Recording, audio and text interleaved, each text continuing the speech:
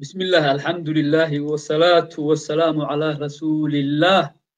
رمضان مبارك، شهر رمضان الذي أنزل فيه القرآن هدى للناس وبينات من الهدى والفرقان، فمن شهد منكم الشهر فليصم، ومن كان مريضا أو على سفر فعدة من أيام أخر، يريد الله بكم اليسر ولا يريد بكم العسر ولتكملوا العدة ولتكبروا الله على ما هداكم ولعلكم تشكرون. sidoo kale nabigu sallallahu alayhi wasallam wuxuu yiri man saama ramadaana iimaana wa ihtisaaban ufira lahu ma taqaddama min dambi. Abu Hurayra wuxuu wariyay radiyallahu anhu inuu nabiga ilaahay yiri qaala Allahu kullu amal ibn aadam lahu illa as-siyam fa innahu li wa ana ajzi bih. Ilaahay baa mahadlana gaarsiiyay ramadaan intii saacad uga harsan yihiina iyagana Allah gaarsiiyo noona sahlo inaan la nimaadno soon salaad sadaqo iyo khayraad badan laguna daro kuwa dunubta u dambi dhaafo ramadaankan lagana xoreeyo cadaabka aamin aamin. daawadayaal waa showgi gaar haya oo idinkaga imaanaya stuudiyaha ee magaalada London. waxaa idinla socodsiinaya anigu Cabdulwaaxid Cabdullaahi Khaliif. waxaa isku soo dubriday al-ustaad Muxiyadiin Diiriye Nuur Wadani oo Canada jooga. waa barnaamijkan waa muxaadaro toos ah oo ku saabsan xogo muhiim ah oo ku xeeran waa kuma xaakinka runta ee na xukuma xarunta nalaka xukuma waa hatee. waxaana soo jeedinaya aqoon-yahan Cabdirasaaq Fartaag oo ahaa madax ka ahaa xafiiska ra'iisul wasaaraha qaybta maaliyadda dadweynaha sanadihii 2009 ilaa 2011. haddana wuxuu leeyahay hay'adda cilmi baaris iyo la talin ah oo la dhaho Fartaag Research and Consulting. muxaadarada kadib waxaan isku daynaa inaan su'aal ka weydiino hadba waxa aan isdhaxano waxay u baahan yihiin iftiimin.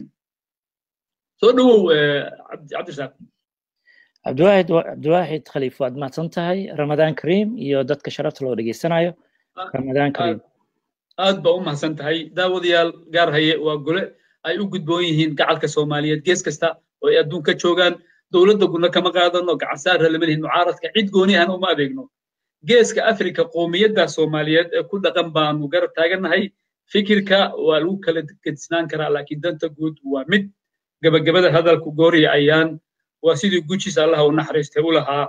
aan ku garownay gaar hayow geyiga ilaali. saan idinka balqaadnay waxaan idin keenaa labeentii Soomaalida caawa waxaan hor fadhiya aqoon-yahan ka mid ah dadka ugu badsha arrimaha musuqmaasuqa iyo khiyaanada iyo isdabamarinta waddanka lagu wado muddo badanna xafiisyada ugu sarreeya waddanka joogay. marka sheergareeya isla qaybsada mar kale waxaan idin leenahay Ramadaan mubaarak. Cabdirasaaq, muxaadaradii halkaas nooga bilow. waa mahadsantahay Cabdiwaaxid. marka ugu horreysa intaan hadalka bilaaban waxaan rabaa inaan anfifto. waxaan rabaa dhegeystayaasha sharafta leh inay fahmaan mid aniga ma siyaasadeynayo arrintan aan hadda rabo inaan ka hadlo. cid aan ku weerarayna ma jirto, laakiin dadka dhegeysanaya waxaan rabaa inaan u sheego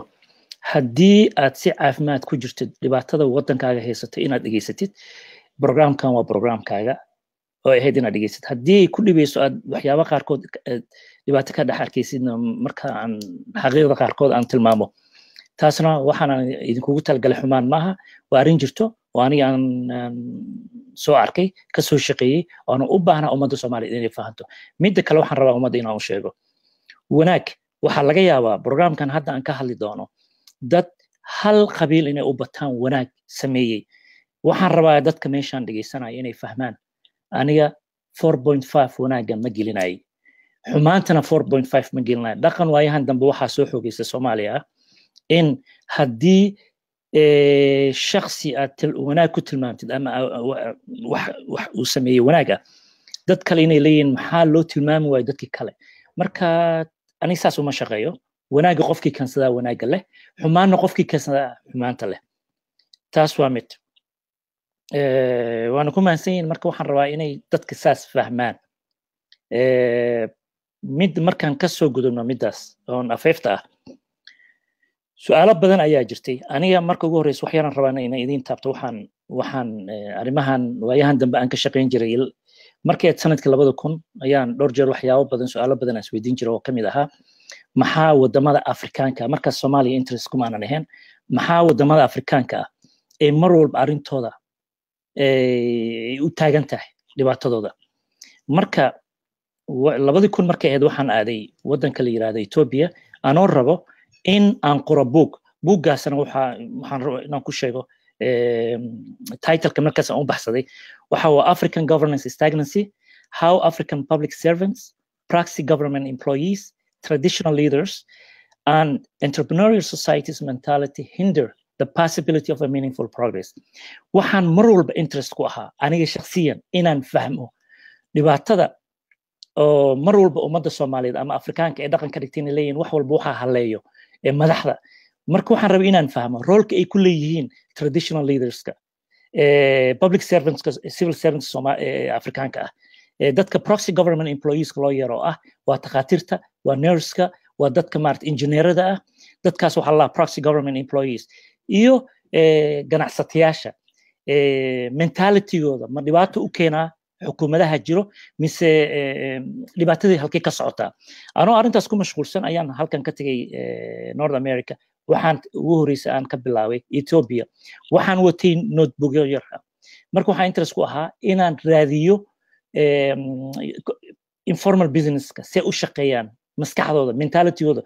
habkay wax u raadiyaan habkay lacagta u sameeyaan management-kay leeyihiin human resource capacity oo meesha intuu gaarsiisan yahay 2 biloodan Addis Ababa joogay waan ka tagay Ugandaan tagay 1 sano aan joogay Uganda waxaan ku noolaa magaalo la yiraahdo Mbarara 3 bilood ugu horeysay waxaan joogay Kampala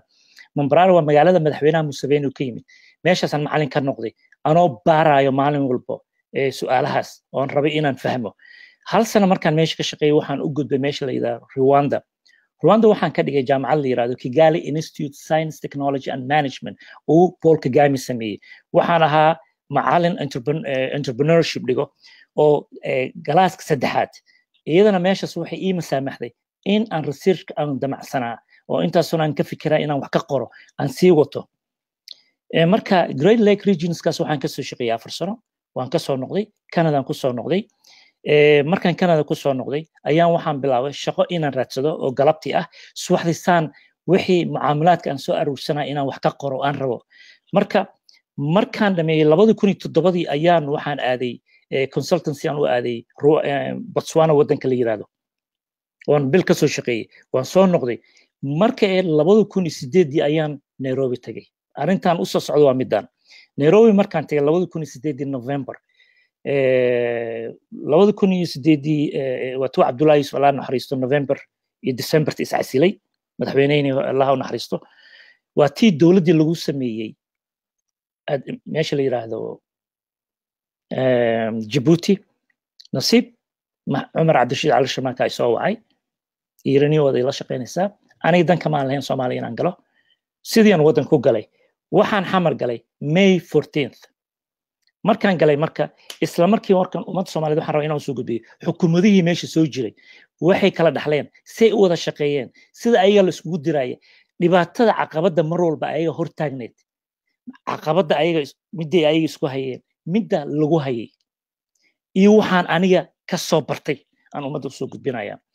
dad badan waxa laga yaabaa waxyaabo badan inay fahamsan yihiin oo aanan meeshi jirin marka maanta waxaan aaminsanahay dad badan oo Soomaali inay wax fahmi doonaan kuwa si caafimaad ku jirta arintan u fiirin doono waxaan bartay markaan meeshi galay Umar Abdulrashid markaas prime minister ka madaxweynaha waxa Sheekh Shariif Sheekh Ahmed wasiirka maaliyadda waxa ahaa Shariif Xasan gudoomiyaha baarlamaanka waxa ahaa Aadan Madoowe Sheekh Madoowe Hebel Madoowe waxa dhacday marka Umar Abdulrashid isla markii wuxuu abuuray xafiis la yiraahdo Public Finance Management Unit oo arrimahan aniga aan baarayay shaqo ku lahayd waxaan la shaqeynayay wasaaradda maaliyadda Central Bank of Somalia xisaabiyaha guud hantidhowrka guud National Civil Service Commission-ka wasaaradda shaqada wasaaradda qorsheynta iyo waxaan la shaqeynayay markaas waxa loogu yeerayay Financial Standing Committee of the Parliament oo committee kamida hadda waxay ugu yeeraan Budget and Finance Committee of the Parliament oo guddiga ayagana oo shaqo ku leh arrimahan oversight-ka arrintii markii aan meeshaas shaqadaas la ii dhiibay aan bilaabay waxaan marka rabaa inaan Soomaalida waxa ii soo baxay inaan ummadda Soomaaliyeed aan u soo gudbiyo waxyaabaha ii soo baxay waxaa ka mid ahaa kow in dadka Soomaaliyeed aysan dhaqan u lahayn inay wada shaqeeyaan some reason waa aqoonti yar aniga aan u leeyahay Soomaalida intii yar aan ku soo dhex jiray waxaan ka soo faa'iidaystay aan soo fahmay markaan leeyahay dadka Soomaaliyeed dad wada socda isku si wax u wada ma aha waxaan rabaa marka inaan arrintaas aan falanqeeyo waxaa jirtay madaxweynihii markaas jiray Sheekh Shariif Sheekh Axmed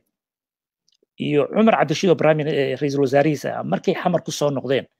February waxa ugu horeysay ay sameeyeen waxa ahaa ay ahayd ay yiraahdeen annaga ma rabno in aan taageero ka helno UN-ka lacagaha mishaarada inay bixiyaan annaga ma rabno waxaan rabnaa inaan annaga isku tashanno isla markii waxay bilaabeen inay dekada ay dad geystaan ay fahmaan dakhliga dekada ka soo galaya intuu la iya say ciidamadooda siday maaragtay shaqaalaha dawladda ay wax uga bixin karaan dawladdii way rafaaday intentionkooda aad buu u fiicnaa dadaalkooda ma xumeyn markii hore runtii marka laga hadlo marka waxaa dhacday February wadankii soo galeen xamar soo galeen Marso April May June July ilaa August dawladdii inta badan madaxweynaha markaas jiray Sheekh Shariif iyo wasiirka maaliyadda Shariif Xasan waxay ahaayeen dad aad u safar badan wadanka inta badan waxaa joogay ra'iisul wasaaraha Cumar Cabdirashiid marka waxay awoodeen inay shaqaalahooda lacag siiyaan shaqaalaha dawladda u shaqeeyo maxaa lahaa Marso April iyo May wasaarad waxaan lahayn 39 wasaaradoodaan lahayn waxay u qoondeeyeen wasaarad walba $12,000 operationka wasaaradda lagu wadaayo baarlamaanka soo haray baarlamaankina waxay siiyeen lacagihii markaas loogu talagalay April May June ilaa July 4 bilood shaqaalihina 3 bilood ay siiyeen shacbiga kacay dawladdii ka horeysay Cabdullaahi Yuusuf waxay ahayd dawlad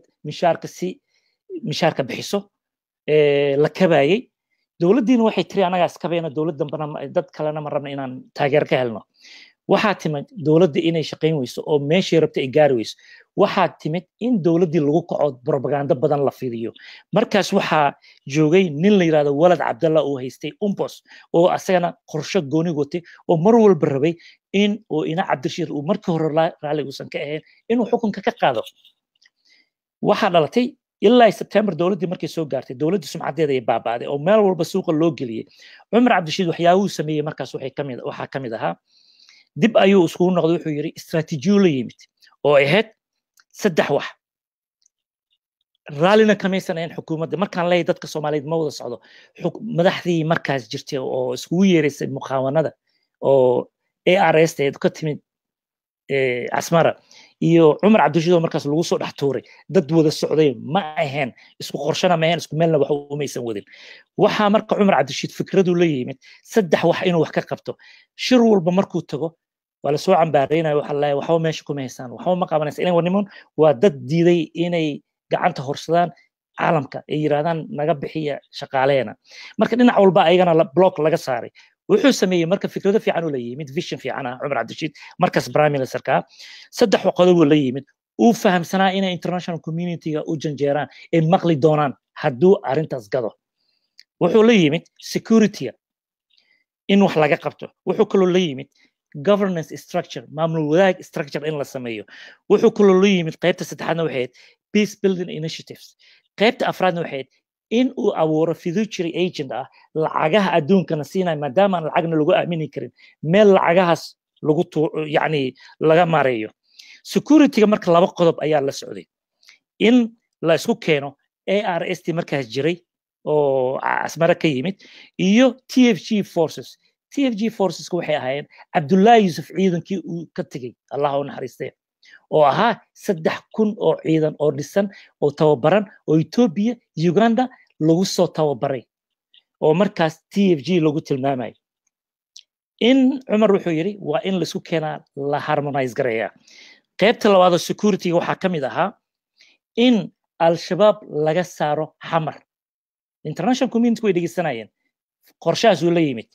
waa labo arrin ah oo security-ga qosaysay qaybtii labaad waxay ahayd sida maamulka loo dhisi lahaa structure-kii governance-ka wuxuu la yimid cumar cabdishiid markaas waxaan qabnay 550 xildhibaan wuxuu yidhi okay 550 xildhibaan waxaan rabaa kuwa active-ka ah oo shaqeeyo oo mar walba baarlamaanka yimaado in la siiyo sitting allowance si ayaga wax u helaan aysan keliya aysan dependent ku noqon yani gunada ay helayaan waa kow midda labaad waxay ahayd waxaan qabnay 30 markaas jiray 39 wasaaradood wuxuu yidhi 39ka wasaaradood oo jiro waxaan aniga rabaa inaan kala saaro inta badan qabiilkan yaan ku maartay pacification sameeyna qabiilka inaan ku yani dadka inaan tusno inay iska dhaxarkaan qabiil walba wasiirada inay leeyihiin laakiin waxa anaga muhiim noo ah 15 wasaaradood ayaa core minister noo ah kuwaasna waxaan rabaa inaan kala qaybiyo ay idin keeno kuwa koorka ah wax qaban doono qaybta saddexaad waxay ahayd in la abuuro public finance oo aniga xafiiskayga ah in capacity-giisa la xoojiyo in shaqaalana la abuuro qaybtii afraadna waxay ahayd in constitutionki la approve gareeyo oo ay qoreen kuwa la yiraahdo IFCC Independent Federal Constitutional Commission oo ay ahaayeen I believe waxaan u maleynayaa inay ahaayeen 15 qof oo yar godobiirsaa markaas uu ahaa gudoomiyaha iyo in la sameeyo financial report dakhligana soo galo iyo meesha dakhligaas uu ku baxo shantaas qodob waxay ahaayeen governance structure-ka qaybtii saddexaad waxay ahayd peace building initiative-ka waxay ahayd taas in al-sunna wal-jamaaca lasoo xarigeliyo qaybtii afraadna waxay ahayd PricewaterhouseCoopers in la keeno oo lacagaha adduunka noo deeqayo inaan annaga aanan maamulaynin waxaan ogolnahay in meeshaas lacagaha lagu rido oo meeshaas laga maamulo si hadhowtii corruption annagana loogu eedeynin horta cumar waa ku guulaysta arrintaas international community ma aysan filaynin in shakhsi Soomaaliya oo prime minister qorshe noocaas oo kale ah la imaan karo initiative-daas asaga lahaa markuu arrintaas la yimid way kala qaybsameen international community markaas Nairobi noo fadhiyay umbos waxaa xukumay nin la yiraahdo Walad Cabdalle uu watay nin la yiraahdo la shaqeynaa gacan yaro u ahaa Maxamed Cabdirasaaq uu watay inuu prime minister ka dhigto ku bedelo Cumar Cabdirashiid oo dagaal cad Cumar Cabdirashiid ku hayay waxaa jiray EU-da nin la yiraahdo George Mark Andre oo haystay markaas oo Cumar Cabdirashiid saaxiib ahaayeen oo aaminsanaa Cumar Cabdirashiid inuu la shaqeyn karo uu yahay shakhsi degan oo maamul wanaag ka shaqeyn karo waxaa kaloo jiray shakhsi kale oo haystay UN humanitarian ka dhan OCHA oo laakiin UNDP na haystay oo la yiraahdo Mark Bowden oo Cumar Cabdirashiid ka soo wada shaqeeyeen Sierra Leone iyo Sudan iyo meelahaas oo ayagana aad isku dhawaayeen marka international community ku kala go'ay qaarna waxay la safteen Cumar inay arrintan kala shaqeeyaan qaarna waa diidanayeen sida Walad Cabdalle oo kale Cumar waa ku guulaystay arrintii waxaa loo ogolaaday Cumar Cabdirashiid arrintii conditions markuu keenay wuu la fariistay madaxdii markaas jirtay waxaa George Mark Andre waxaan xasuustaa maqaayad Nairobi ku taalo ayuu Cumar ku balansiiyay Nairobi intaan shaqo u nimid anaa la fadhiyay markaas intaas markuu Cumar arrintii gudbiyay George Mark Andre wuxuu yiri arrintan waa arrin fiican waa arrin gadmayso waana ka shaqeynaynaa ciidanka Soomaaliyeed inaan marka lacagta idin soo deyno ciidanka Soomaaliyeedna lacagtooda aan siino shaqaalaha Soomaaliyeedna lacagtooda aan u bilaawno iyo booliiska lacagtooda inaan u bilaawno si ay dawladda u hesho maartay intaas laakiin conditionada waxa muhiim ah inta condition adiga hadda aad keentay inaad ka soo baxda ma ka soo bixi kartaa ayaga ma aysan aaminsanayn dawladda inay ka soo bixi karto laakiin dawladdu ma wada soconin markaas ideology ayay ku kala doonayeen Cumar Cabdirashiid waa ku guulaystay halka wuxuu ku filgaroobay waxay ahayd in al-shabaab laga saaro magaalada Xamar inta kale oo dhan waa ku guulaystay sheekada si u socotay 2010 nala soo gaartay 2010 markii nala soo gaartay siyaasadeen ayaa bilaawatay groupkii maxkamadaha ayaa kala jabay oo Shariif Xasan ku mashquulay inay la dagaalamaan oo groupkaas waxa dana ka soo group kala abuurmay oo la yiraahdo Allah Sheikh oo ayagana ajenda kala watay waxaa bilaawatay markii wixii oo dhan in la siyaasadeeyo waxay bilaaween nimankii Allah Sheikh inay yiraahdeen waa inaan ka turnaa ninkan ka soo jeeda Puntland Cumar Cabdirashiid Al-Shamaake Puntland waa state weyn ah waa state-ka dhibaatada nagu hayo waa state-ka mar walba aan ka fariisan la'anahay caqabad nagu ah oo ajenda gooni mar walba la imaanaya miiska haddii waxaanu qorsho oo Cumar Cabdirashiid uu ku guuleysto oo waxaanay noo yimaadaan Puntland ma aan iska celin karno ayagoo state-ka ugu weyn aan meesha fadhiyo prime ministerna meesha uu fadhiyo dad aan ka baxsan karna ma marka waa inaan xal helnaa waa inaan turnaa waa inaan keennaa nin Mareyxaan ah siyaasadda meeshaas ka bilaawatay waxaan rabaa shacbiga Soomaaliyeed inay fahmaan dadka Soomaaliyeed inay soo wada soconin sida raqiiska oo anaga dhaxdeena aan wada xisaabtano aan isku la dagaalno oo aan aqli lahayn oo aanan u fiirinaynin maartay danta ummadda Soomaaliyeed waxa dhacday Cumar Cabdirashiid in loo heshiiyo arintii uu ka soo shaqeeyay in laga qaado markii arintii uu saxiixay oo la ogolaaday oo international community ay yiraahdeen waa ogolnahay intaysan dhiman marka aniga ugu dambeeyay baxay arrimahan oo dhan anaa ka shaqeynayay mar walba waxaan keenayay 15 qof ayaan Nairobi keenay UNDP-da oo wasaaradahaas aan maanta adaaya idin sheegay ka kala socday waxa markii arinta intaas kala ogolaadeen marka waxay dhaheen waxaan hadda rabnaa inaad noo keentaan arintan waxaa loo dhiibay niman expert ah inay ka shaqeeyaan wasaaradaha sida loo yareyn lahaa lagu heshiiyo kuwa core ministerska ah waa laga soo shaqeeyay wasaaradaha lagu noqday waxaan keenay in habkii stabilization programkii haddii al-shabaab magaalada laga saaro sida magaalada loo dejin lahaa qoraalkaas anaga ma aan qorin waxaan noo soo qoray noo soo diray safiirkii markaas u fadhiyay Talyaaniga Stefano Dejek nin la yiraahdo anuu ii soo diray asaga noo soo qoray arintaas stabilizationka anuu ii soo diray emailka iigu soo diray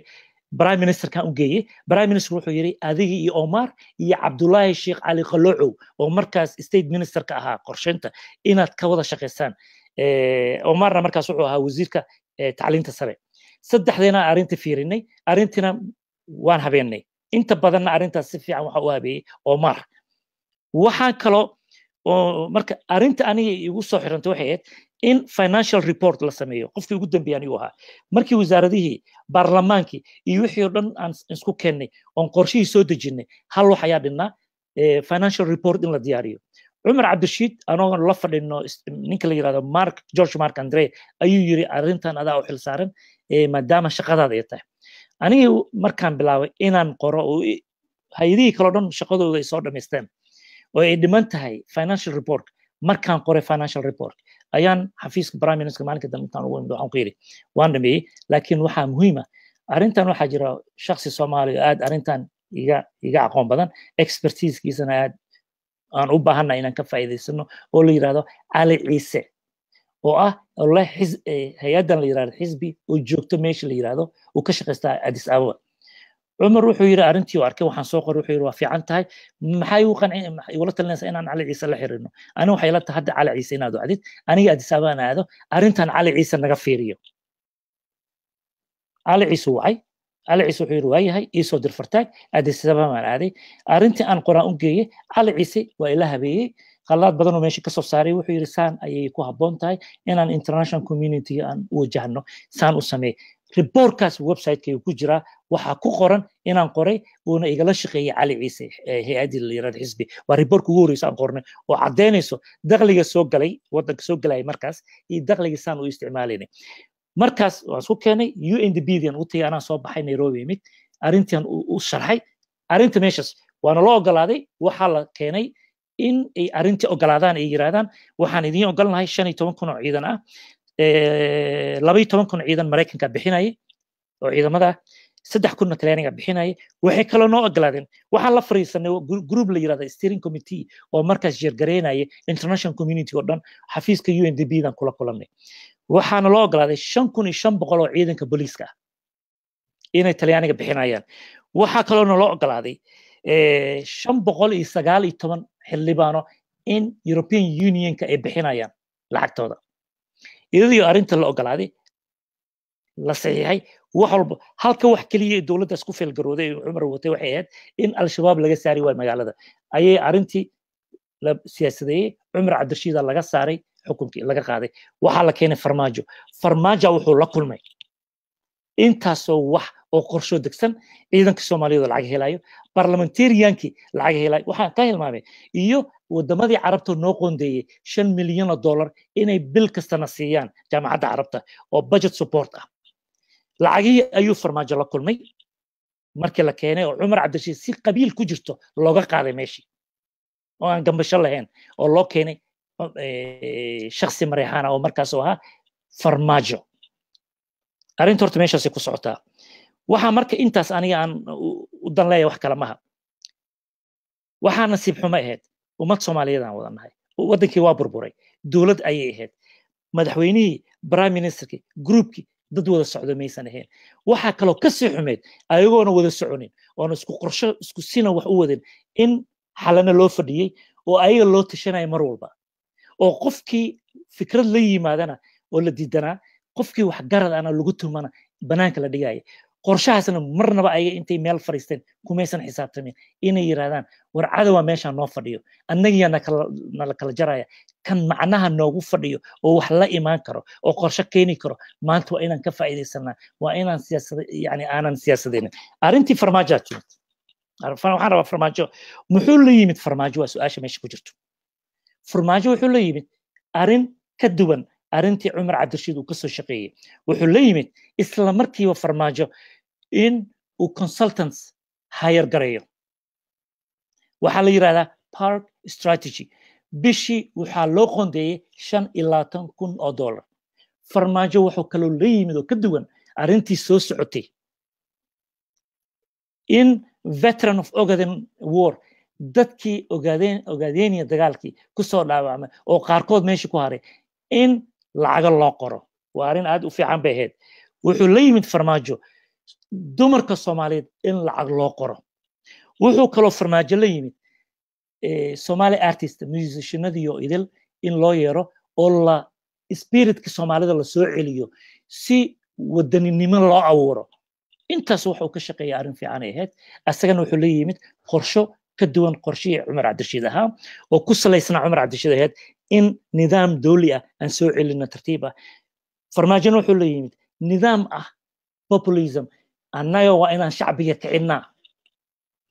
marka waxa muxuu hoos ku watay waa marka arrinta farmaajo aan raba inaan sheego wuxuu hoos ku watay baarlamaanka in la afgambiyay markaas asagii Shariif Xasan secret ma ahayn dagaal xun baa dhaxmaray wuxuu kaloo hoos ku watay inuu la dagaalamo ama uu fuliyo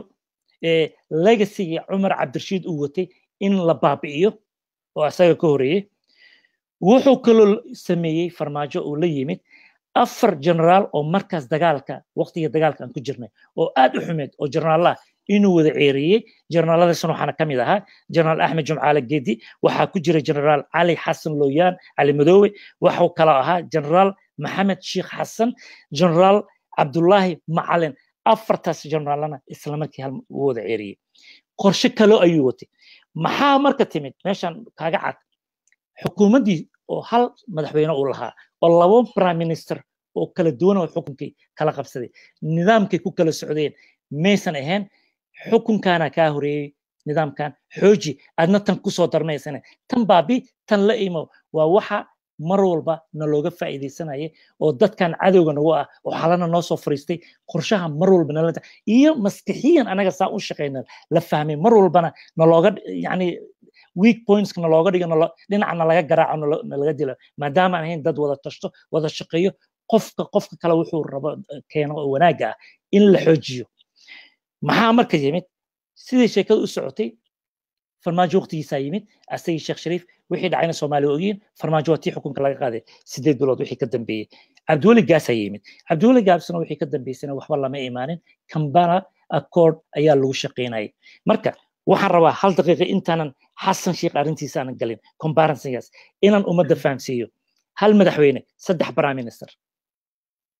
oo 4 sano gudaheeda mid 19 bilood u joogo mid 8 bilood u jooga midna 13 bilood 14 bilood camal u joogay ayagoo midka kala xoojin karay wada shaqeyn karay oo qof walbana ilaalin kara legacy-ga kii ka horeeyay ayaa horta saas nasiib daradaas ummadda Soomaaliya ku dhacday maxaa dhacay nidaam inuusan dhicin systemka inuusan isqabsan wax wanaag ah oo runtii ay la dhihi karana ay wanaag kasta ay sameeyeen ayaa burburinayay xasan sheekh yimid xasan sheekh markuu yimid corruption waa sii xoogaystay dhibaatada waa sii xoogaysatay asagana legacy-ga aan ka faa'iideysanay waxay ahayd anoo soo gaabinayo oo fiican gobolo ayuu abuuray abdisaqow intaadan xasan gelin dadweynaha kale waxaan leenahay soo dhowaada ramadaan kariim mubaarak waa showgii gaar haye oo idinkaga imaanayay stuudiyahayaga magaalada london waxaa idinla socodsiinaya anigoo ah cabdulwaaxid cabdulaahi khaliif waxaa isku soo dabriday muxyidiin jeriya nuur wadani oo canada jooga waxaa martino ah cabdirasaaq fartaag oo ka shaqaynaya xafiiska ra'iisul wasaaraha qaybta maaliyadda 2009kii intii u dhaxaysay 2011kii waa khabiir waxa laga hadlaya siyaasadda ma ahan waa arrin uu u hayo qoraallo la yaqaanay marka si fiican u dhageysta dadkiinaan iska caytamaya qaar ama kaftanka joojiya marka dhageysta marka cabdirasaaq soo noqo marka horta saddexdii prime minister saasay siyaasadooda ku kala duwanayd aniga hadda kama hadlayay ninkii corruptionka badnaa iyo kii corruptionka yaraa siyaasadooda iyo waxaan ka hadlayaa habka loo u maareeyeen in nin walba istaraatiijiya gooni uu la yimid iyo sida ayaga looga faa'iidaystay ay u garan waayeen inay wada shaqeeyaan ay ilaalsadaan legasigooda ma dhicin nasiib darro xasan sheekh yimid xasan sheekh waxyaabo badan qaldan ayuu sameeyey kama duwanayn xukuumadihii ka horeeyey asagana waxaan ku xasuusanaynaa maamul goboleedyadii ayuu abuuray waa maanta federaalka soomaaliya la leeyahay xasan sheekh ayaa abuuray haddaanan been la sheegaynin oo intaasoo maanta gobol oo jirto inkastoo gobollo badan sida puntland oo kale arrintaas aad uga ololeysay iyo ka dagaashay in lagu federaalka la xoojiyo marka waxaan rabaa hadda inaan ku imaado maxaan comparancygan aan u sameynaya ay ku kala duwan yihiin soomaaliya waxaa jiro dhibaato badan ayaana haysato waxaana laga ilaaliyey aan aaminsanahay markaan leeyahay dad wada socdo manihin waan ka hadlay dad wada socdo manihin marka intaanan xasan sheekh aan haddana aan ku sii fogaanin dad wada socdo manihin markaan leeyahay tusaale kalaan idiin soo qaadaya waqtigii oo cumar cabdirashiid iyo sheekh shariif oo prime minister ahayd waxaan xasuustaa shaqo aan u tagnay sacuudiga waa tii allah u naxariista cadow iyo khamar iyo ardaydii jaamacadda markaas dhiganaysay lagu laayay waxaan tagnay sacuudiga intaanan sacuudiga tegin shir baan waxaan u nimid maalintii kasii horeysay nairobi oo high level committee meeting lagu yeeri jiray oo steering committee markaas meesha jiray noogu yeereen oo laga hadlayay arrimahan haddaan soo tunaa waxyaabaha caqabadaha ugu horeysay oo nalagu haystay markaas waxay ahayd oo mar walba dowladda meeshay timaado waxaa la dhahayay halkeed xukuntaan meelaad xukuntaan ma jirto 3 kilometer of square aad xukuntaan xamar kaliya xukuntaan xamarna ma wada xukuntaan markaad soo baxaysaan madaxtooyada aad ka soo baxdaan halkaas jidaad idin furan oo la yiraahdo Maka al-Mukarrama eelboorka ku timaadaa meel kale gobolladii aad maanta districtyaasha xamar meelaad xukuntaan male xamar weyne iyo waxaan ka ahayn Shingaani arrintaas dhibaatay ku noqotay dowladdii markaas jirto meel walba ay tagto shir walba ay fariisato arrintaasaa la horkeenayo maalinta aan shirkaas ka baxnay maalinta ku xigtay waxaan aadaynay sacuudiga diyaaradda sacuudiga markaan tagnay waxaan ka deganay sacuudiga waana la kaxeeyey qasrigana dejiyeen qasriga markana la dejiyey cumar cabdirashiid wuxuu sameeyey wuxuu yiri arrinta waxaan rabaa inaan ka hadlaan leeyahay dad wada socda manihin xukum wuxuu yiri shakhsi qolkiisa gali kara ma jiro nin walba waxaan rabaa alaabta qolkiisa loo geeyo sweetkeyga hal isku wada yimaad haddaba sweetkan wada fariisanay waxaan ku wadanahay marka prime ministerkii cumar cabdirashiid wasiirka arrimaha dibadda markaas jingeli wasiirkii qorsheynta cabdiraxmaan cabdishakuur wasiirkii hidaayat tacliin sare Omar wasiirka amniga Shambulushe iyo nin khabiir ah oo safiir ahaan jiray la yiraahdo safiirka Ciraaq ahaan jiray isaga maqan waxa la lahaa ayaana la socday iyo aniga bas cumar cabdirashiid wuxuu arrinta meesha keen wuxuu yiri war aniga mar walba shir walba aan ka qayb galno waxaan hor yimaado hal su'aal oo aan ka wada jawaabi laanahay waxaan rabaa berit waxaan ka qayb galaynaa shirki OIC-da Islamic Conference su'aashan waa nagu soo noqon doontaa dad wada socdaannahay xukuumaddana waa wada dhannahay maxaan ku doodi karnaa berito haddaan shirkaas ka qayb galno nin walba arrinuu la yimid cumar wuxuu soo jeediyey inuu yidhahdo war anaga 3 kilomitr square ma xukunnay waxaan xukunnaa puntland deegaanka soomaaliya ugu weyn gobolkaas waa gobol ka mid a xukuumaddeena ku jira doodaas ma keeni karnaa rag meesha ku jiray dooda si kale u arkeen arrin qabiilay u arkeen way diideen doodii sida loo dagaalamayo dhinac iyo back and forth loo socday markii dambe way ogolaadeen shirkii maalinka dambe aan galnay arrintaasaa la hor keenay in puntland ay ahayd shir inay ka mid tahay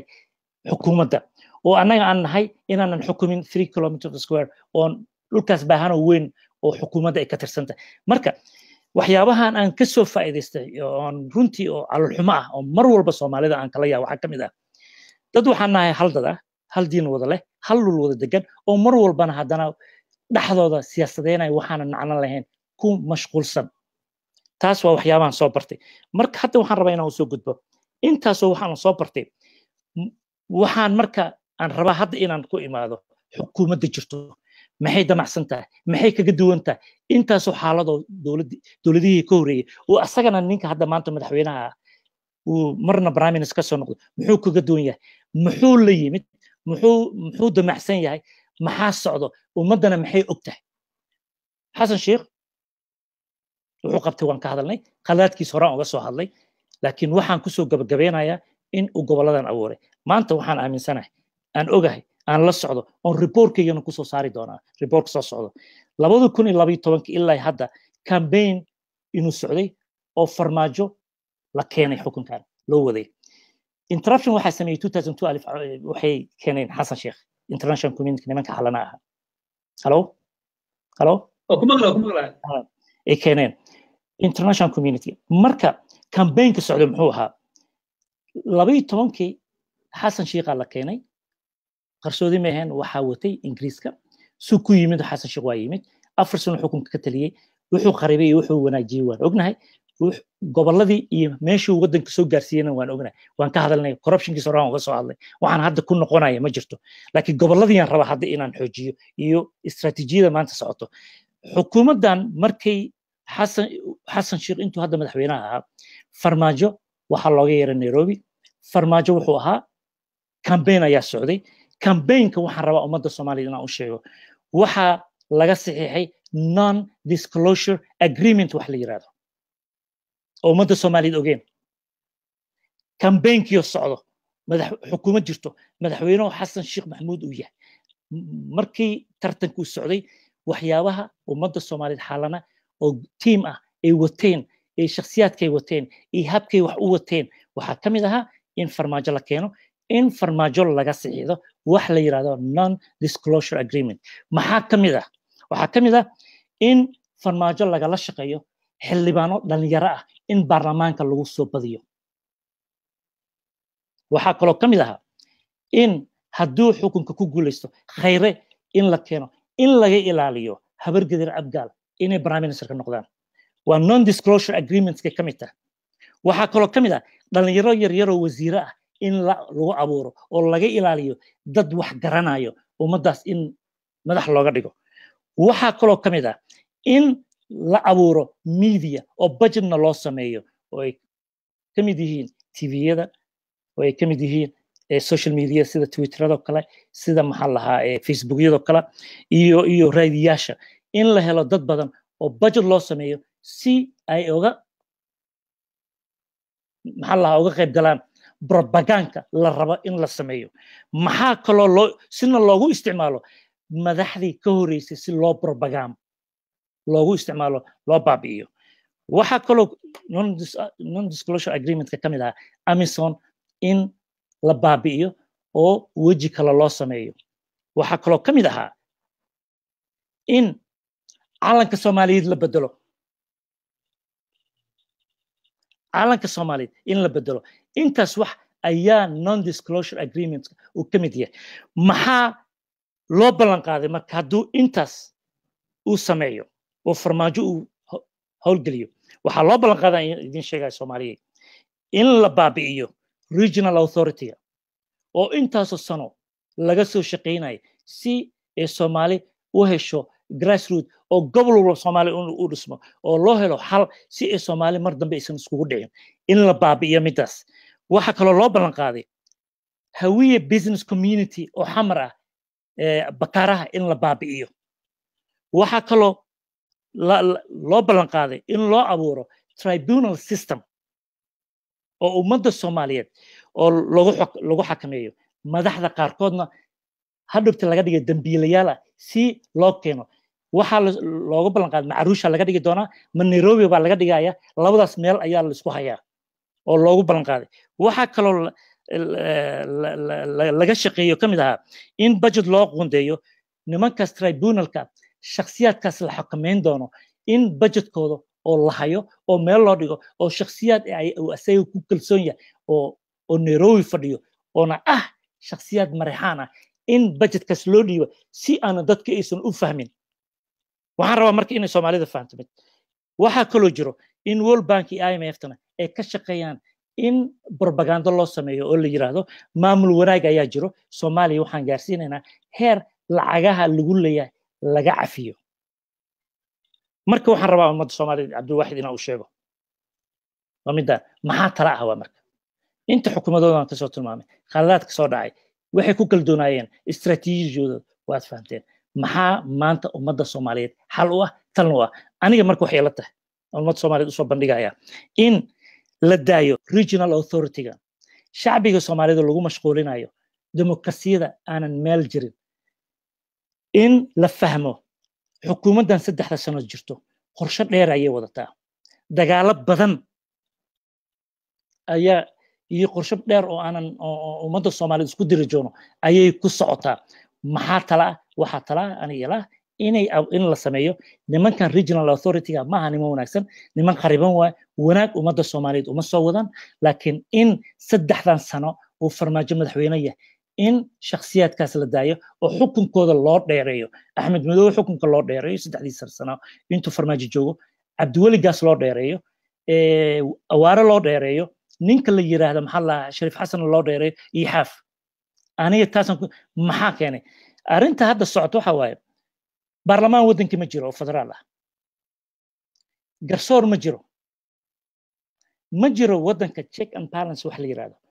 check and balance kaliya aan maanta haysano waa maamul goboleedyadaas oo qariban haddii laga takhaluso oo shakhsiyaad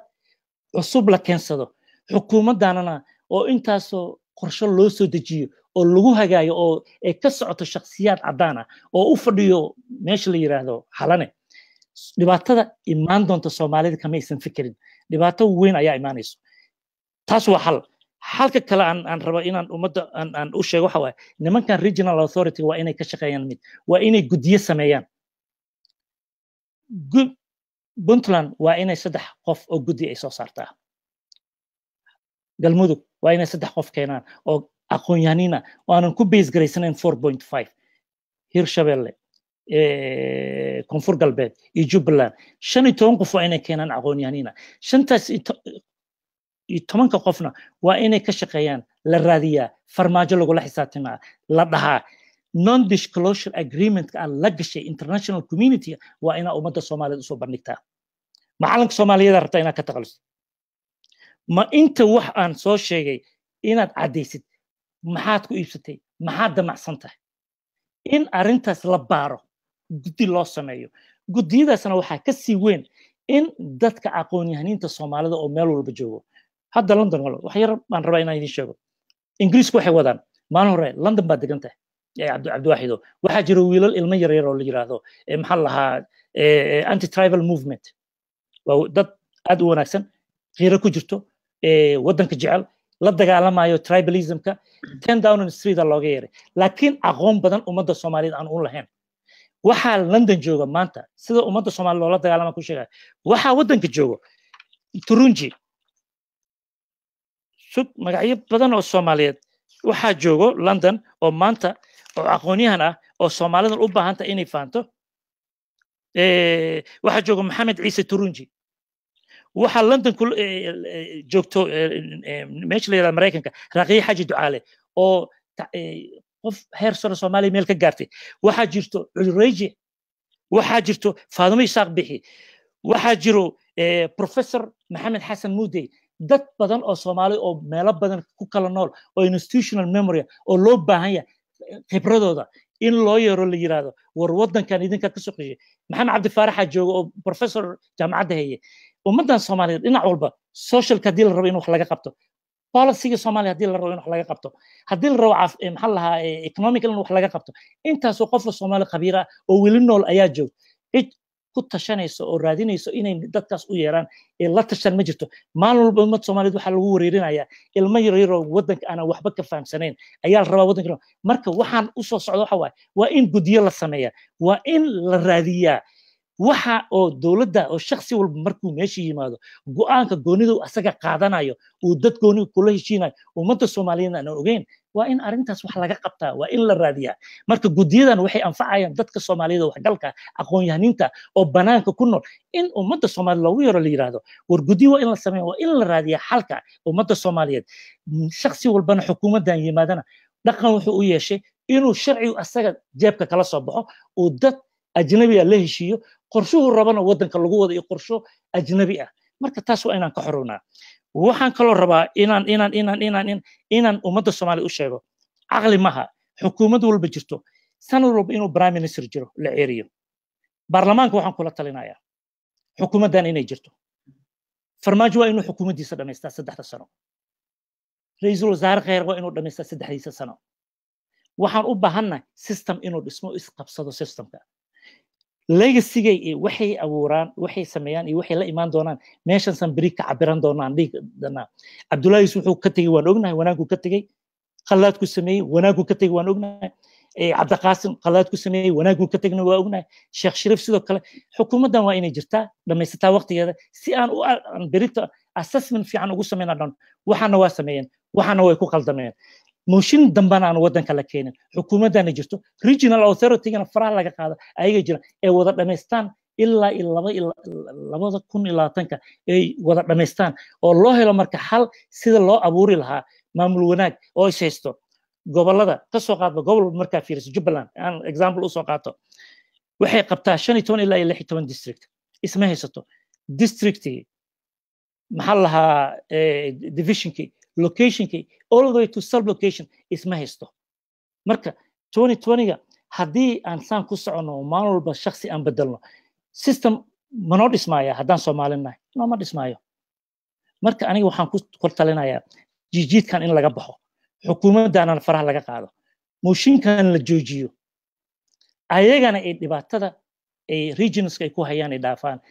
regionskan inay gudiyo abuuraan oo lala xisaabtamo dawladda oo la weydiiyo agreement-ka ay la galeen international community in banaanka la soo saaro Cabdiwaxid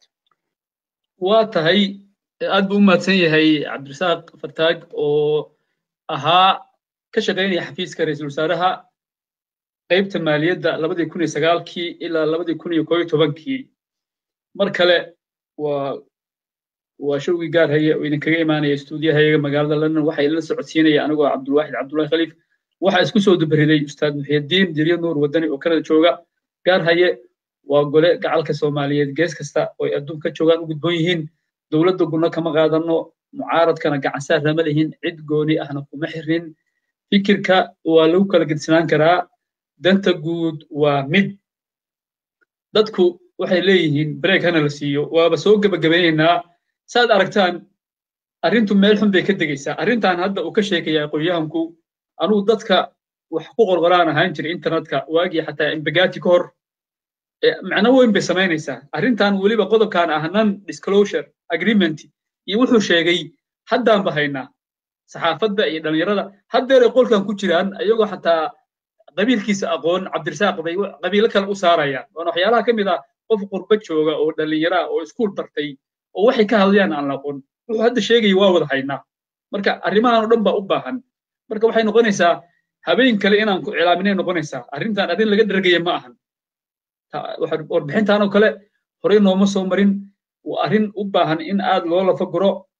marka waxaan isku dayaynaa weydiinayaa dadku break bay dalbanayaan Cabdirasaaq jamcaha kale ka war waqtigan kale maalinta jamcaha sabti soo galayso dadka Soomaaliya taraawix bay soo tukanayaan arrintan lagama dhamaanayo waxa sheegaysa khayra laga bilaabo saxaafadan hadda dacayad bay iska wada daymaa la cafinayaa la iska leeyahay oo dadkiiba la waalaya waxaan jirinba qoladii hadda ka hortagga tribalism akhbaar badan baan ka hayaa iyaga dhib ma leh dhalinyaro iska ah oo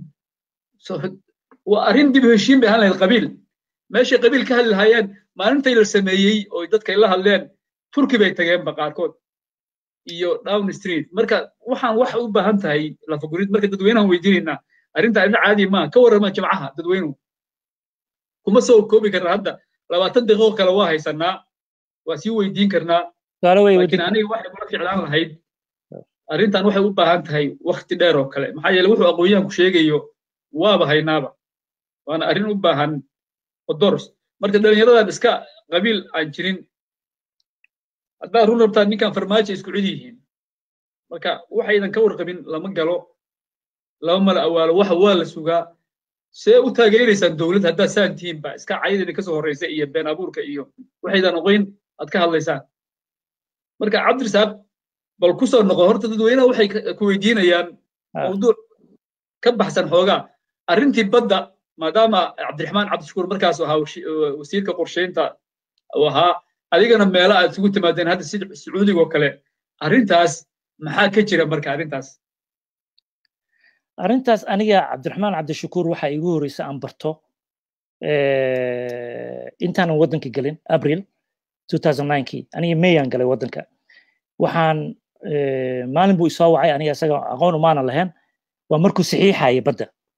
uu Nairobi u yimid badda saxiixayay hotel wuxuu kusoo degay Hilton qof buu ii soo diray ina xasan abshir oo isoo wacay wuxuu yiri waxaa ku rabay inuu ku arko wasiirka cabdiraxmaan cabdishakuur hotelkaasuu degan yahay telefoonkiisa waa kana maalintaasuu rabaa inuu ku arko inaan ku geeyaan rabaa inaad soo baxdo ina xasan abshir yar la yiraahdo waayahan yiri waa u tagay anigaas marka rag kale wuxuu yiri raali naga noqod aniga saan qolka fadhinay wax kale imuusan weydin wuxuu igu yiri aniga waxaan tagay Botswana waa markii ugu horreysay aan arkay Botswana tagay Botswana waxaan magacaaga ka soo maqlay dad badan oo Soomaaliyeed meesha jooga inaad u timid meesha consultancy waan ogaa dadkaas waxay ii sheegeen waxay dhaheen inta qof Soomaaliya meeshan yimid hal nin ayaan waxaan aragnay oo aan qabiil ku shaqeynay la yiraahdo Fartaag magacaaga horta saasaan u haystaa saasaan kugu yartay inaan ku barto markaasuu saxiix aniga shakhsiyan aqoon uma lihi badda arrimaha badda shakhsi ka hadli karana ma ihi laakiin waa inuu asaga saxiixay habku u saxiixayna waan la socdaa aniga waxaan qabaa waa la geliyay asaga runtii marka xaqa laga hadlayo kamuusan fiirsan waa shakhsi qab ku jira oo qabiilkana aad ula weyn yahay jaahilnimo badanna hayso marka waa looga faa'iidaystay waa la geliyay inuu saxiixo raqabraa hele inuu saxiixana shaki kuma jiro arrintaas waa arrin jirto taasna waa mid asaga mar walba meel walba u tagana daba soconayso runtii waana ka xumahay in taariikhdiisa saas ku dhamaato ninka odayga waa tahay su'aalaha aan u hayno waqti naguma saamaxay sababta waxa yeelay arrintu wax xasaasi weeye maadaama aan wax qori jiray waa garanaya waa kala aqaana akhbaarta saxda ah iyo akhbaarta dadku u baahan yahay runtuna dadka kama naxiso tusaale ayna siinaya cabdishaaq oo nala joogaya dib baan u dhigana cabdishaaq waxaan ka dhiganaynaa dadkii baan weli ka aruurinaya akhbaartooda dadku runta ma jecla qofka waxgaradka ahna ama hogaamiye noqon karana akhbaarta uu ka faa'iidaystaa tusaale ayaan siinayaa maadaama bisha ramadaan lagu jiro dagaalkii beder oo qurayshtii caabudu jirtay sanamyada iyo nebigii sallallahu alayhi wasallam oo safar awr u socday oo dagaal u socon mar la isku soo baxay waxaa dhacday saxaabadii akhyaarta ahayd sida cali radiyallahu anhu baa waxaa loo diray isagu wuxuu qaabilsanaa zubayr iyo inay kumaandoos oo kale ahaayeen hortagaan laba wiil oo waxay soo qabteen quraysh biyo u soo doontay mucaskarkii baa la keenay nebigii sallallahu alayhi wasallam oo tukanayay bay marka interrogation bay ku sameeyeen waxbay weydiin waa juqayeen wiilashii waxay dhaheen quraysh baan ka nimid saxaabadii waa garaaceen wiilashii markay runta sheegeen waa la garaacay marka been bay markii dambe sheegeen maxaa yeelay saxaabadan dagaal uma socon quraysh oo ciidankeeda waa tan waxay dadku iska jecel yihiin information khalad in la baxsho ama arrintu sahlanaato maxaa dhacay nebigu markuu salaadu dhammaystay allahu akbar buu ku yiri dhageysi baa u dhageysta wuxuu ku yiri in sadaqaakum darabtumuhuma war hadday wiilashu idin run sheegaan ma garaacaysaan wa in kadabaakum taraktumuhuma hadday been sheegaanna ma iska daynaysaa wuxuu yidhi wallahi wiilashu quraysh bay ka yimaadeen u fiirso si uga faa'iidaystay markaa nabigu hogaamiyaha u dambeeya fiiri yes labadii ciidanka muslimiin diyaar ma ahan awr bay usoo tageen qalab badan ma wataan ciidamadii waa kasoo tageen khatar baa timid run baa timid runta waa la wajahaa lagama lexlexdo nabigu marka wuxuu sameeyey saddex hogaamiyu ahaa wiilashu u yeeray wuxuu yiri wiilashaan ciidan kama warqabaan wuxuu yiri ciidanku waa meeqa quraysh ma naqaan bay dhaheen wiilashu shaqadoodu waxay ahayd biyo dhaamis iyo cunto karis bay ahayd wuxuu yiri meeqa geelay qashaan waxay dhaheen 9 ama 10 maalin walba nabigu wuxuu yiri ciidanka naga soo horjeeda waa 900 ilaa 1000 waa sidii bay noqotay u fiirso nabigu sallallahu alayhi wasallam information oo ka faa'iidaystay arrintan walaalkeen hayo qofkii wax garanaya wax qori jiray waa arrin aad u qiimo badan oo u baahan in laga faa'iidaysto qoliyaha meelahan ku caytamaya oo raba inay been noqoto waxay la mid yihiin saxaabada waxay sameeyeen waana waxa lagu kala ogaado qofka hogaamiyaha saxda ah qofka dadka u hadli kara qofka dadka wacyi gelin kara akhbaaraha uu kala yaqaanaa marka waxaan idin xuleynaa yani waxaan su'aalahan dib ugu dhigaynaa jamcaha maalinta jamcaha sabti soo gelisa waqtigan oo kale wuxuu sheegay cabdishaaq waa hayaa tusaale ayna siinaya maanta waxaan soo gelinay war murtiyeedkii maanta markuu dhici rabay sawiradii baan soo gelinay gaar hayo oo leenahay waxaan mar dhow la bilaabayaa war murtiyeedkii dad badan baa waxay soo qoreen waxay dhaheen nama khusaysa shuqul kuma lihin halkaa waxaad garanaysaa war nimankan waa la diidi karaa laakiin nimanku Soomaaliya nimanku xukumo weeye 90% bay Soomaaliya xukumaan waa dhihi kartaa waa khaldan yihiin waa ka soo horjeeda laakiin arrin Soomaali looga hadlayo oo intaas qof isugu timid haddaa tiraahdo muhiim ma ahaan waa wali weeye waan wuxuu sheegayo dadkan saxaafadan la sameeyay beebeenta dhalinyaro qaar baadiga oo weyn dhalinyaro ma aha dadka qaar laakiin dhalinyaro u badan yihiin marka idinkama yeelayno idinkuma sii daynayno gaar hay waxaan u sameynay waa basaas waxaan rabaa gaar hay raallo gaar hay oo aan rabaa ummadda inaan u sheego fiiri waa runta dadka tarawixi bay aadayeen ummadda waxa maanta ummadda Soomaaliyeed la hagaagi laada waxa waaye qof baa wuxuusan ogeyn iskaga hadlaayo xukuumad kasta oo jirtana wanaageeda wadataa xumaanteeda wadataa culture-ka dhaqanka Soomaaliyeed waxa naga maqan inaan xoojino wanaaga wixii naga qaldameen aan ka leexano laakiin waxa u malaysaa inaan sida kale u shaqeyno ummadaha adduunka ka shaqeeyna fahmayna oo xalana noo soo fariistanay midaas ayay fahmeen mar walba nooga faa'iideystaan adigii wax garanaya la rabaa in lagu lumiyo nin xun laga dhigo anigoo baabacsan waxba ahayn in shakhsi culus la iga dhigo ummadda Soomaaliyeed soo loo maartay loola dagaalamaya marka dadkan u maleynaya inay xukuumadda difaacayaan I don't think inay xukuumadda difaacayaan xukuumadda ayaga cadow ku ah ayaga baabi'inayo xukuumadda maanta anay dan igu jirta xukuumaddan inay jirto anaa maanta raali ka ah shakhsi dan shakhsina ma wato inaan rabo madaxweynaha inaan ka noqdo ama barnaamij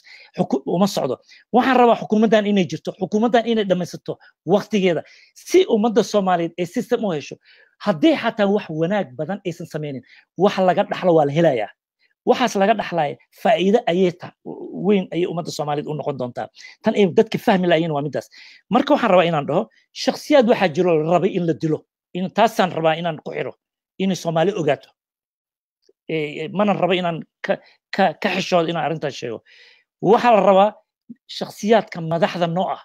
oo maanta goboleedyada joogo arrintan agreement ayay ka mid tahay in Ahmed Madow waxa la rabaa iyo Cabdiwali Gaas in dambiilayaal laga dhigo waxa jiro safiirka noo fadhiyo New York oo Abuukar Baal la dhaho wuxuu haddadan ka shaqeeyaa in la raadiyo la helo shakhsiyaad ah oo UN ka joogo sida loo cambaareyn lahaa nimankan si tribunal ka dhigtay dad looga dhigo example labada nin ay ku socotana waa Ahmed Madow iyo ninka la yiraahdo Cabdiwali Gaas si fiican hal dhageysto Soomaaliyeed labada shakhsi la rabana in la dilo Sharif Xasan in la dilo la rabaa Xaafna in la dilo la rabaa shakhsiga kale oo la rabo in laga qaado meesha aan la rabin in la dilo waa Awaare Hirshabelle asaga waxa la rabaa maadaama oo NGO ka soo jeeday in hadda waxa lagu maqayaa qaybihiisa dhan NGO wuxuu sameeyay dhan iyo lacagaha uu ka qaatay meesha iyo inta guri uu ku leeyahay ee Nairobi nin walba qorshe u degan shacbiga Soomaaliyeed taas inay fahmaan waa ummadda Soomaaliyeed dhibaato ku soo socoto qabiilan ka soo baxnay dhibaatan ka soo baxnay dan nooguma wada jirto inaan isdil inta in soo dili karno aan soo dilnay waxa kaliya aan ummadda Soomaaliyeed caawan u sheegaya wax kala ma war xukunkan aan xoojino war xukuumadaha aan leenahay regions aan xoojino war aan ismaqalno war dadkeena wax garanayo oo qurbaha joogo oo wax garadka ah ha loo yeero war xisaabtanka ha la xoojiyo xisaabtanka maaha in dowladnimada lagu ridayo xisaabtanka waa caafimaad waa mid cid shakhsi walba u baahan wadamada aad ku wada noolnahay oo dhan waa la wada xisaabtamaa maanta wadanka aan ku noolahay Canada prime minister waxa ka Trudeau aad baa loo jecel yahay laakiin ma jirto habeenkii maalin walba xumaantiisa la raadiyaa qaladaadkiisa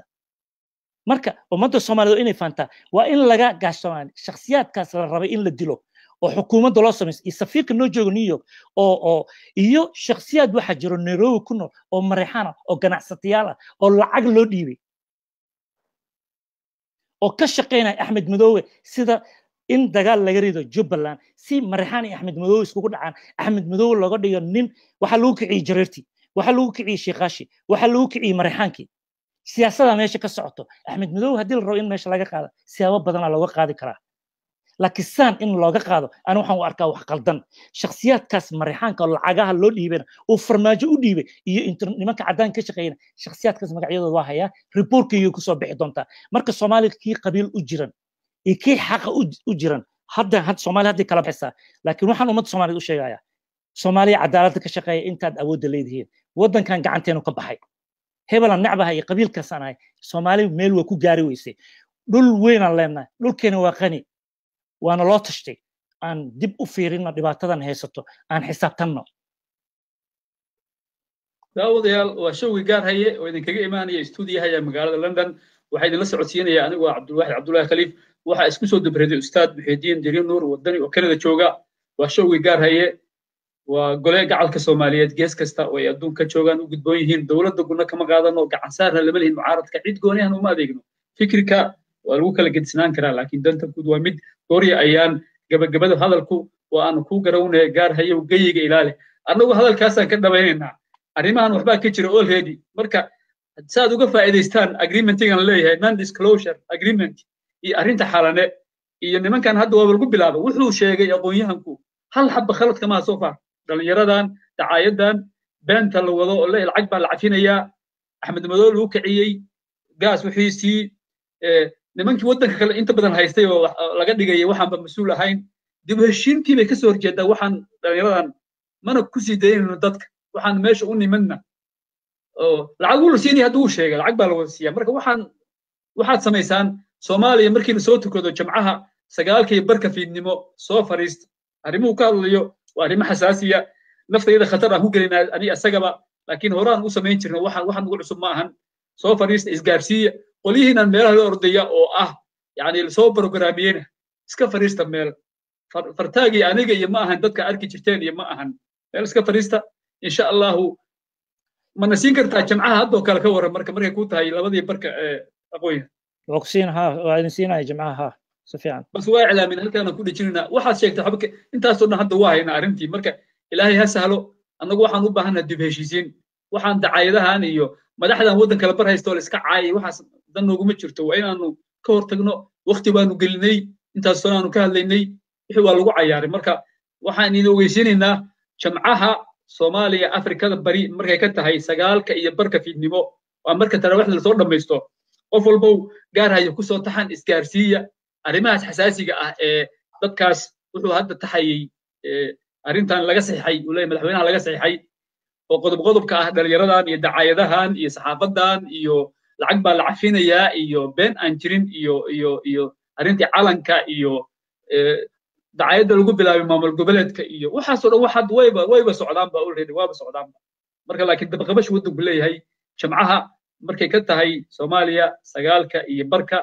halkaan aan isugu nimaadno wax noo haray ma leh aan ka ahayn aqoonyahanka iyo adinkaba inaan idinku dhahno Ramadaan Kariim saas ayaan ka tagnaa wassalaamu calaykum wa rahmatullaahi wa barakaatuh Ramadaan Kariim